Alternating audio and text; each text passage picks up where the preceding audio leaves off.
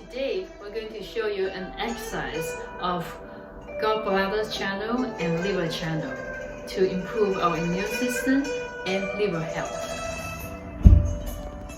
Gallbladder channel is on the outer part of upper legs. You pat it this way on the seam. If you find somewhere that you have pain, that means that's the area where toxins accumulate. You focus more on the area. When you finish one side, move to pat the other side. You pat your legs until they're nice and warm.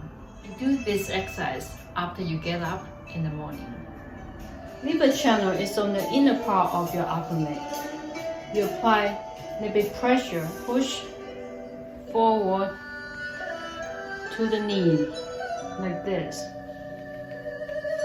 It helps to remove toxins. When you finish one side, go ahead, do the other side.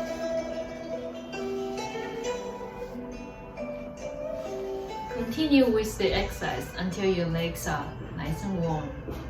You do this exercise before you go to bed. Keep up with the exercise daily. Your liver will get healthier and stronger.